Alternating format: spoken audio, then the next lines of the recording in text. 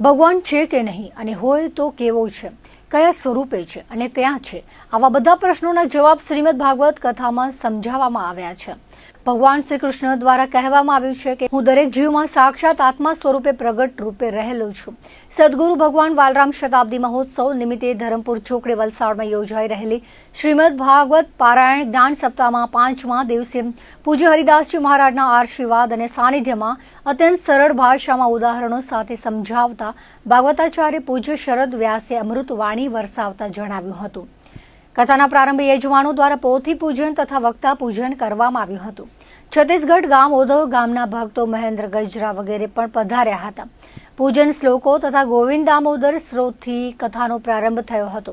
પૂજ્ય હરિદાસજી મહારાજ તથા હરિદ્વારથી આવેલા વૈદિક બ્રાહ્મણોને વંદન કરી તથા 313 પિતૃઓને પણ વંદન કરી અને શરદ વ્યાસે 5મા દિવસની કથાનો પ્રારંભ કરતા તેમણે કહ્યું હતું કે કેટલાક સુખ સ્વર્ગીય સુખ હોય છે કે ભોગવવામાં તો ખૂબ જ આનંદ આવે છે, પરંતુ પછી અંતે તે દુઃખનું કારણ બને છે.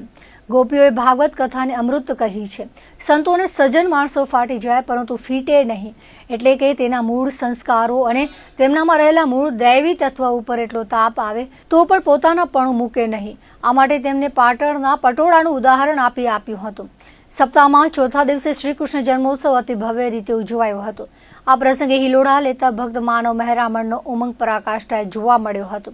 જ્યારે બાળકૃષ્ણની કથા મંડપમાં પધરામણી થઈ ત્યારે તેના સ્વાગત માટેના ખૂબ જ અનેરા દ્રશ્યો સર્જાયા હતા. સભા મંડપમાં બાળકૃષ્ણ જ્યારે પ્રગટ થયા ત્યારે જેમ નંદ બાબાએ ભગવાન શ્રી કૃષ્ણને પોતાના માથા ઉપર રાખેલા ટોપલામાં યમુના પાર કરાવી હતી, સાક્ષાત એવા જ દ્રશ્યો તાદ્રશ થયા હતા.